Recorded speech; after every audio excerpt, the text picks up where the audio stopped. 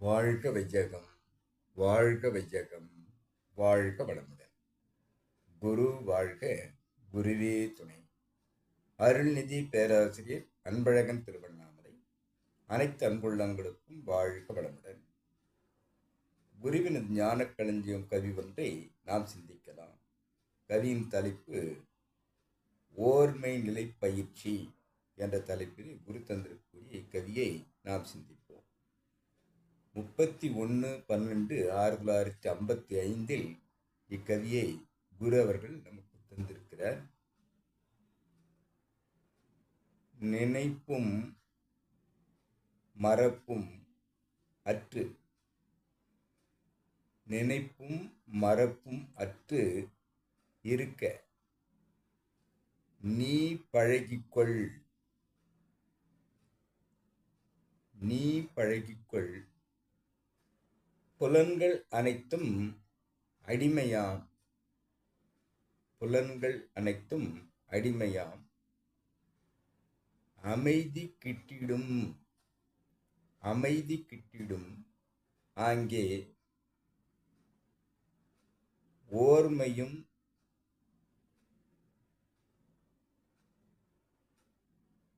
வாழ்க வளமுடன்.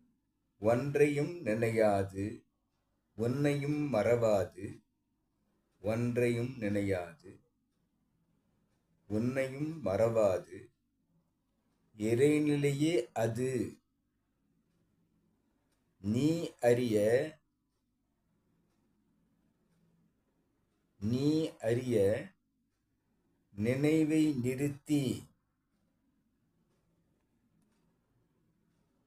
நீ அறிய நினைவை நிறுத்தி.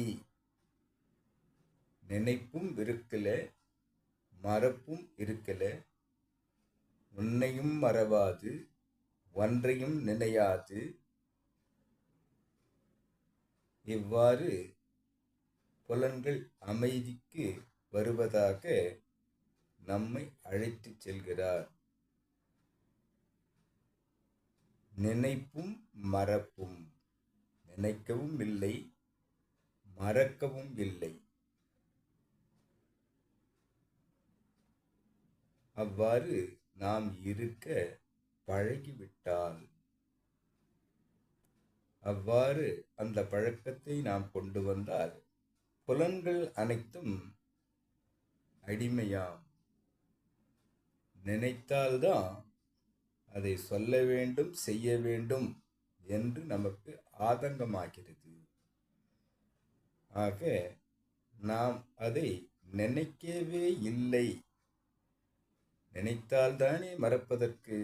ஆக நினைவு கொண்டு வராமல் நாம் இருப்பதாக நம்மை மாற்றினால், பழகிக்கொண்டால் இந்த புலன்கள் நம்முடைய கட்டுப்பாட்டுக்கு வரும் என்பதை கூறி அமைதி கிட்டும். அவ்வாறு புலன் கட்டுப்பாடு எப்போது ஏற்படுகிறதோ அப்பொழுது நமக்கு அமைதி வந்துவிடும். அந்த அமைதியை ஒன்றையும் நினையாது உன்னையும் மறவாது.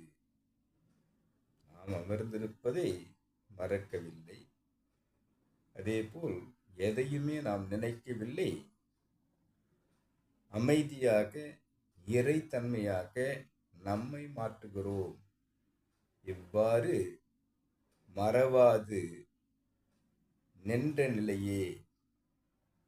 இவ்வாறு மறவாது நின்ற நிலையே அது. மறவாது நின்றாலே அது என்றால் இறை நினைவாக இறைநிலையோடு எண்ணத்தை கலக்கவிட்டு என்று கூறும் அந்த இறைத்தன்மைக்கு நாம் வருகிறோம் என்பதை கூறி, நீ அறிய இறைவனை உணர்வாக ஆக்கக்கூடிய அந்த நிலைக்கு நீ உன்னுடைய அகத்தவ பயிற்சியை, அந்த ஓர்மை பயிற்சியை நிலைநிறுத்தும் அந்த அளவிற்கு உன்னை மாற்றுகிறாய். அவ்வாறு மாற்றும்போது நீ அறிய நிலையை நிறுத்தி, அந்த நிலையில் நம்மை நாம் நிறுத்தும் போது ஓர்மை நிலை பயிற்சி நமக்கு சித்தியாகும் என்பதை கூறுகிறார். ஆக அமர்ந்திருக்கிறோம், அமர்ந்து எவ்வாறு இருக்க வேண்டும் என்று சொன்னால், நினைப்பும் மறப்பும் அற்று அமர்வதாக நம் அமர்ந்திருக்க வேண்டும். அவ்வாறு இதை பழக்கத்திற்கு கொண்டு வர வேண்டும், பழகிக் கொள்ள வேண்டும். அவ்வாறு பழகினால் புலன்கள் அடிமை, புலன்கள் அனைத்துமே அடிமை என்று சொன்னால், நாம் எதை நினைக்கிறோம் என்று பார்த்தால், புலன்கள் வென்றிடுவாய் புலனைந்தும் வெற்றியே. நம் கட்டுப்பாட்டிற்கு அந்த புலன்கள் வருவதாக நாம் மாற்றிக்கொள்கிறோம். அவ்வாறு மாற்றினாலே ஒரு அமைதி நமக்குள் வந்துவிடும். அந்த அமைதி ஒன்றையும் நினையாது, நம்மையும் மறவாத அந்த நிலையில் நாம் நின்று அகத்தவத்தில் ஆழ்ந்தால், நமக்கு இந்த ஓர்மை பயிற்சி சித்தியானால், அது நீ அறிய, அந்த இறைவனை நீ அறிந்து கொள்ள இந்த நிலையில் உன்னை நிறுத்திக்கொள் என்று கூறுகிறார். ஆக ஓர்மை நிலை நமக்கு பயிற்சியாக்கி பழக்கமாக்கி கொள்ளக்கூடிய இந்த சூழ்நிலையை நாம் ஏற்படுத்தி கொள்ள எவ்வாறு நாம் அமர்ந்து அந்த தவத்திலே ஆழ்ந்து செல்ல வேண்டும் என்பதை கூறும் குருவினுடைய சிந்தனை இன்றைக்கு நாம் சிந்திக்கலாம். அனைத்து அன்புள்ளவங்களுக்கும் நன்றி. விளக்கத்தை என்னுள் ஏற்படுத்திய இறைநிலைக்கும் கவிதந்த குருவுக்கும் நன்றி. நன்றி. வாழ்க வளமுடன் என வாழ்க்கை நிறைவு செய்கிறேன். வாழ்க வளமுடன்.